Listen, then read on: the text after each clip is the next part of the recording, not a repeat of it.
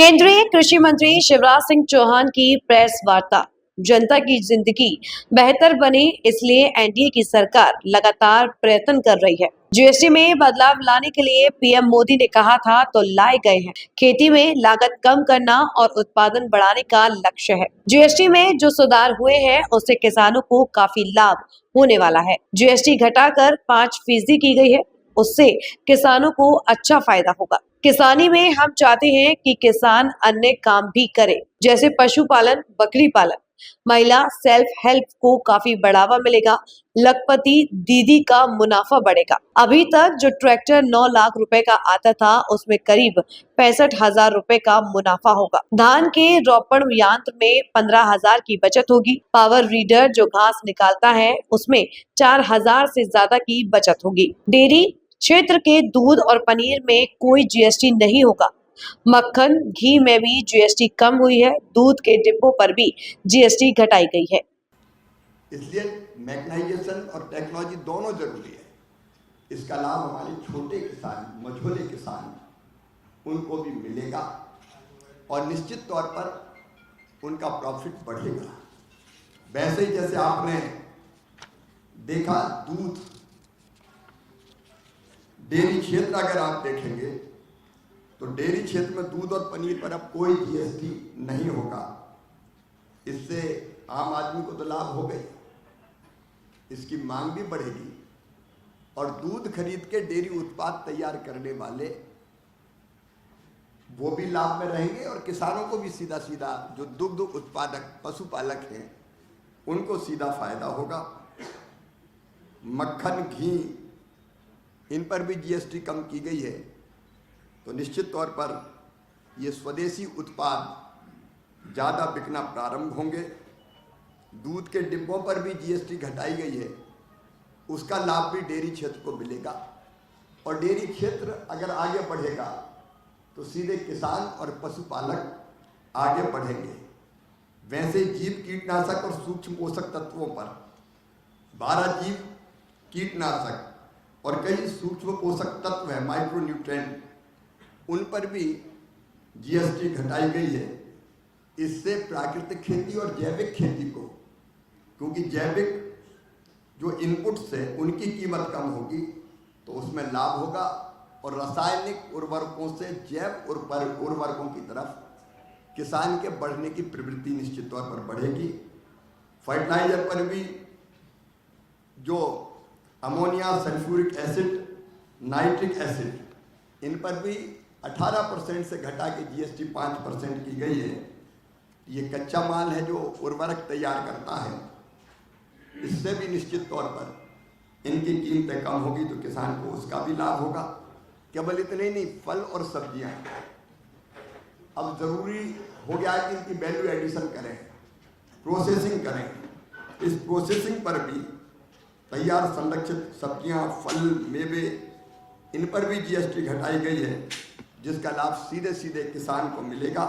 वैसे cold storage, food processing, उसको भी इसका निश्चित तौर पर लाभ मिलेगा। ऐसे ही हमारे मछली जो उत्पादक किसान हैं, देश के बड़े हिस्से में मछली पालन का काम होता है। केवल समुद्रों में नहीं, अब तो खेतों में भी तालाब बना के व्यापक पैमाने पर मछली पालन का काम किया जा रहा है।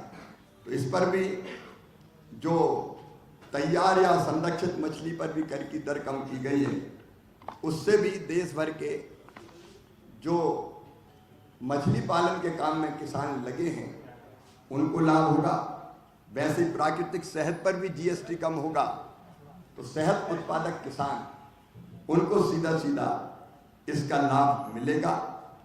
एक और किसानों का लाभ है, ऊर्जा आधारित उपकरणों पर जीएसटी कम की गई है, 12 से घटा के 5%। इससे सस्ते सौर ऊर्जा आधारित उपकरण वो और सस्ते होंगे, क्योंकि किसान ऊर्जादाता भी बने, इसका प्रयत्न भी चल रहा है सौर ऊर्जा के आधार पर, तो उनको भी इसका लाभ मिलेगा। वैसे ड्रिप इरिगेशन वगैरह उस पर भी जीएसटी कम की गई है। तो जो पर ड्रॉप मोर क्रॉप के जो उपकरण हैं ड्रिप के स्प्रिंकलर, उस पर भी जीएसटी कम की गई, वो और सस्ते हो जाएंगे और किसान की पहुंच में और आसानी से आएंगे, तो किसान उनका भी इस्तेमाल करेगा, तो पानी भी बढ़ेगा, पानी भी बचेगा, उत्पादन बढ़ेगा और किसानों का प्रॉफिट बढ़ेगा।